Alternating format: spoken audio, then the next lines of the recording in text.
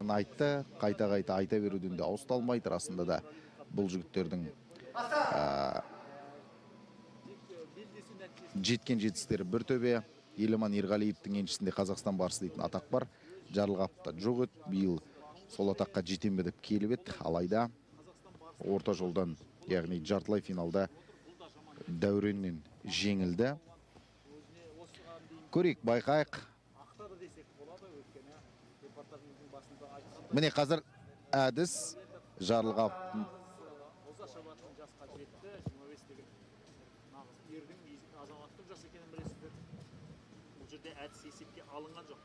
Нұрдәулет әдіс жасаған. Бейне қайталауға жүгінейін деп отыр қазір. Оның үстіне жаңа жартылай финалда Дәуренмен болған күресте кішкене белін ауыртып алғандай болған Нұрдәулет Жарылғапов. Қазір бейне қайталауды көрейік. Егер сапалы әдіс болған болса, онда бүк беріледі. Қарымта шабуыл болды ма, болмады ма Еламан Ерғалиевтің тарапынан байқайық. Негізі иығымен басып қалған, алайда қол тиген екен жерге бірінші болып. Байқайықшы мінекей. Қолын тірек қалған Еламан. Одан кейін барып жағаға жармасқан қолын көтеріп, сондықтан қазір Нұрдәулет Жарылғаповқа бір бүк ұпайын беруі мүмкін төрешілері. Бас төрешінің шешімін күтейік.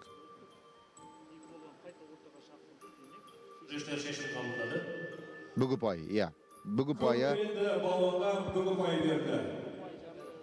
Жарылғап Нұрдәулетке беріліп отыр. Бір бүк ұпайымен алға шықты 30 секундтың ішінде. Еламан есе қайтару үшін барын салады. Еламан аяқты сыртынан салуға мүмкіндік алып тұр.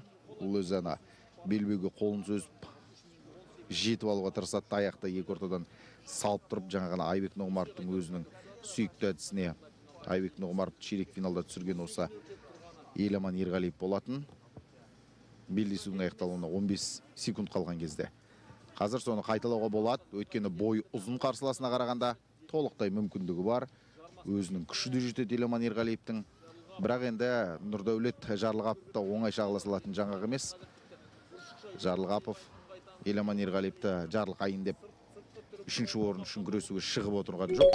Бұл кіші финал дейміз. Сонымен әдіс бұл жерде нәтижесіз. Әрі қарай жалғастыру тиіс. 2 минут 37 секунд уақыт бар. Бұл бәсекенің аяқталуына қазір қолынан кішкене жарақат алғанын көрдік.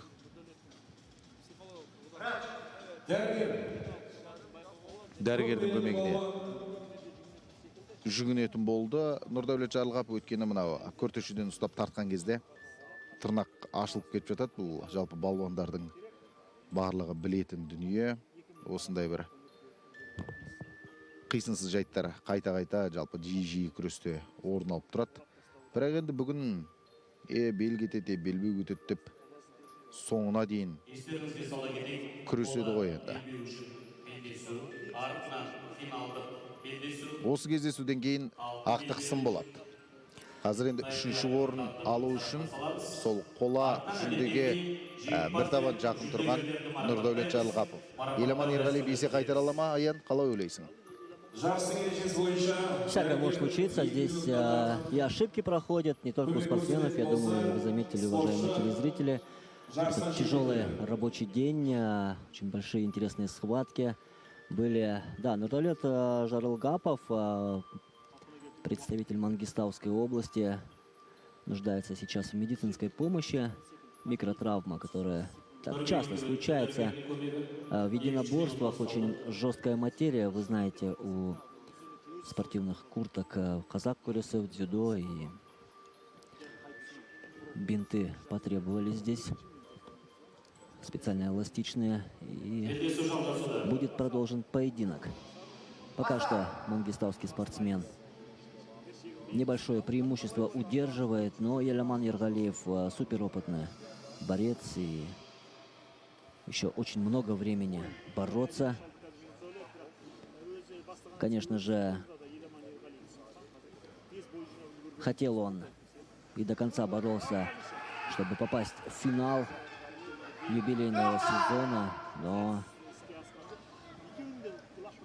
спортсмен из Жамбылской области Галымжан Кырыкбай с этим был не согласен. Ғалымжан Қырықбайдың бәсі биік болды ғой бұл бәсекеде.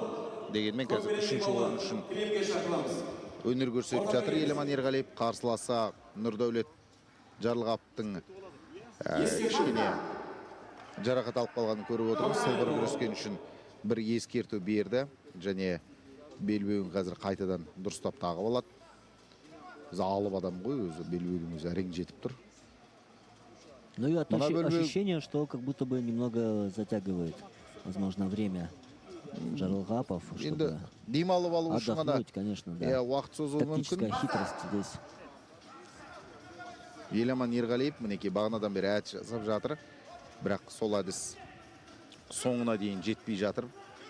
Қазір енді тағы да күртешенің сыртынан алып, аяқтың сыртынан шалып құлатуға барын салады.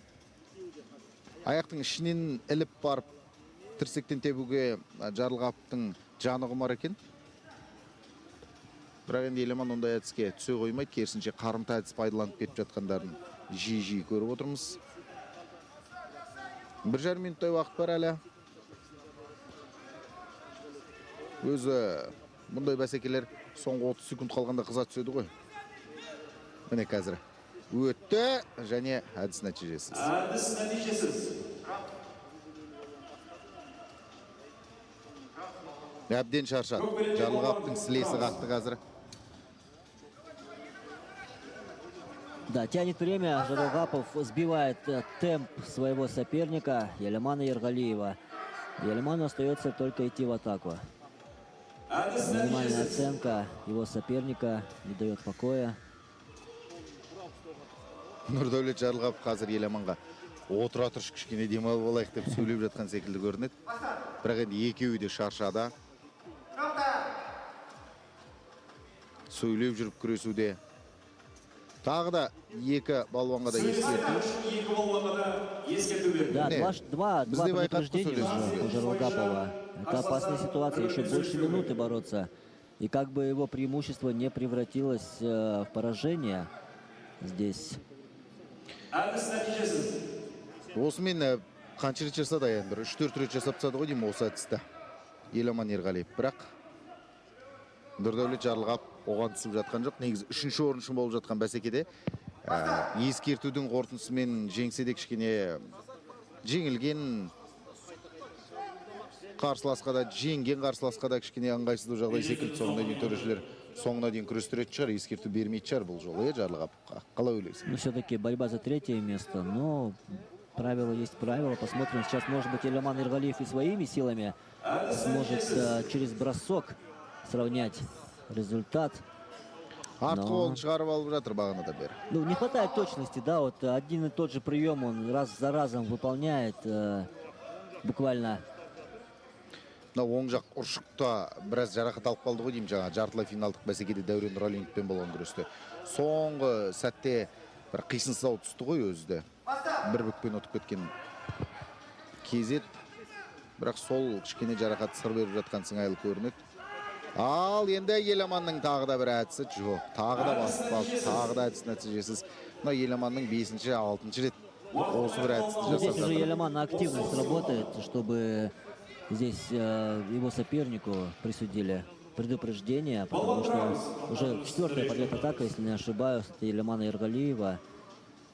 В ответ его соперник ничего пока еще не предпринимает. Қазір енді жалпы бір... Ой-ой-ой-ой-ой-ой! Выжидал.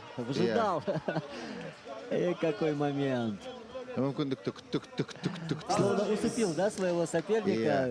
Нәтижесінде соған жетті. Ходил. Тактическая хитрость, опять же, возможно, ходил, как будто устал, а потом раз... Негізі сілесі шаршады, қатты шаршады. Ну, последние силы где-то нашлись все-таки. Жылдамдық деген бар ғой, жылдам ойлану деген осы нәрсе. Жарылғапов Нұрдәулеттің жеңіске жетуіне септігін тигізді.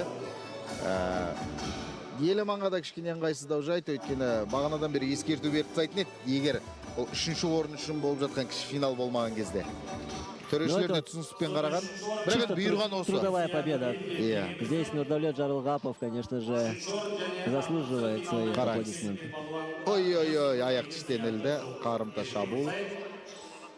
қараш өте тамаша. Жарылғапов Нұрдәулет. Осылайша Қазақстан барысы турнирінің 3-ші орын иегері. И 1 800 000 тенге присуждается, так же как и